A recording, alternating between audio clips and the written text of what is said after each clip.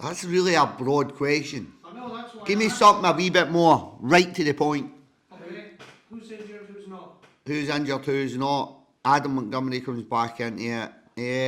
That's the only one that's returning. Adam would have been available on Saturday if it wasn't Celtic, but we gain Adam and lose Mac. So we lose wee Macaulay Tate because of the Hearts, and so we gain Adam, lose Mac. Shane Blaney came off the game. Shane's going to be another, probably game's a wee bit too early for Shane. See, there you go. Remember, everybody's only allowed one question. How's the recruitment coming along, Davey? Do you anticipate doing much in the next few days? I wasn't, but I think I will be. So up until Boobsy, Robbie Muirhead. So up until probably 48 hours ago, I was fairly happy with what I had. But there's been a wee bit of developments in here there's still no sign sealed and delivered, so it's probably going to nudge me back into the market. Somebody moving on? Probably one or two potentially that was a wee bit unexpected, to be honest, but yeah, so it's probably opened up the door for me to maybe go and have a wee look at another, possibly one, possibly two coming in. I've always been looking for kind of that right back anyway, but there's a couple of developments over the last 48 hours, maybe boys chapping my door that I didn't expect my door to be chapped.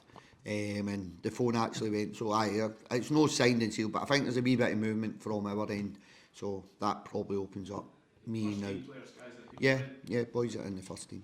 Yeah. Is that hard to deal with at this stage in the window? No, it's okay. I don't mind that at all. I speak to the boys about that all the time. Don't chat my door on August the 31st or 30th, like 24 hours before the window shuts, and kind of so give me as much notice as you can. But we had a phone call yesterday with a club interested in one of our players, who indicated that he's not had as much game time as he wants, so he'd probably like to explore that opportunity, which I'm more than happy with. I've got a great relationship with the player, and we've got another one who's kind of got a loan option at a pretty decent level. So none of them are signed, sealed and delivered, but I think the two of them are potentially going to get done. You got guys lined up to come in yet? Or is No. still a bit of work to do? There's still a bit of work to do. But we've been kind of pretty active over the last week or so in trying to bring that right back time, full back area in, because we were there you go, Andy Winters was playing left wing back on Saturday at Parkhead. So it's no ideal. We've got good numbers in the full back area, but it's just niggles and knocks and muscle strains. It's kind of killing us a wee bit. So I have been looking for an extra body in that full back area. Not been a million miles away for two potentially really good signings, but I lost them at the last minute. To other countries that pay probably a lot more money than most teams in Scotland pay. I kind of work in a gross wage, everybody else works on net. So when I'm talking about it, I just kind of forget about the gross and the net and just give them a figure. But I always come back to, is that net? And I'm like, no. I hope they don't ask that. Nah, so there's been a wee bit of movement in here. I've always been kind of looking anyway, but it's probably, it will make me go out and probably bring one or two more in. This weekend, David, do you think Hearts are going to come into the game with a bit of a point to prove and they'll get recent results? You could say that, but I think they'll do. Dale will just take the game as he takes every game. Big club, need to win every game, don't they? There's extra pressures on them, so I don't think there's any more significance on this game. But it's going to be a difficult game of football, and Hearts will definitely be coming here to try and pick the 3 points up. He's not going to be coming here to be safe in the game, so that's going to be hopefully a good game of football. It's been said previously that Livingston are a tough team to play against. Is that going to be key for you going forward this season? Hopefully. It's getting that balance right between being, and I'll give you a scenario. We set up a kind of 5-4-1 in the first half against Celtic. We're difficult to beat. Jerome pulls off a good save, world class save at that point to keep us in the game. And then we lose a really poor first goal, so we change the shape to the 4-2-3-1, which kind of suits Celtic, and then we lose 2 goals for being a wee bit more offensive. So it's getting that balance right between being difficult to beat and obviously posing a threat in the game yourself, having a competitive edge in the game. So hopefully we've still got that about us, still got that resilience, still robust, and we're still going to be difficult to beat. But hopefully we've got a wee bit more about us going forward in terms of the mid to forward areas that we're going to cause teams problems at the same time. Do you feel in general when you look at the teams from the start of the season, a lot of teams are playing more of an attacking sense? It's difficult being out of the league last year.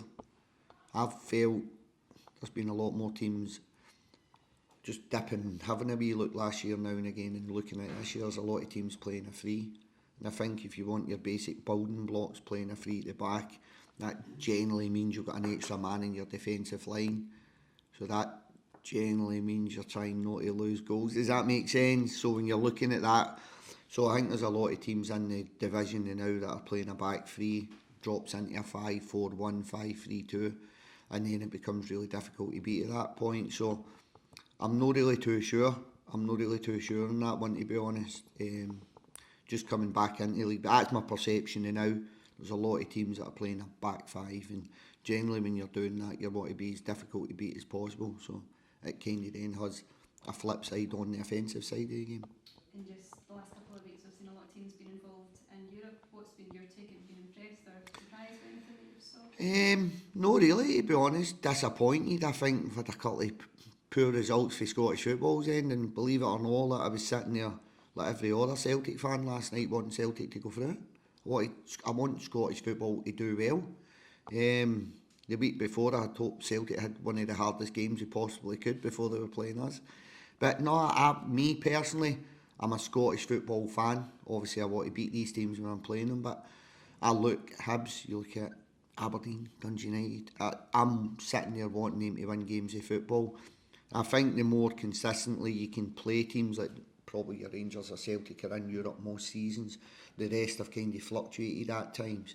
But the more consistently the teams can be in Europe, I think the more consistent you're going to be within European football. So I've enjoyed it this year. I think the teams have done fairly well, but again, you're up against a different calibre of opponent, a different style of play, so it's difficult.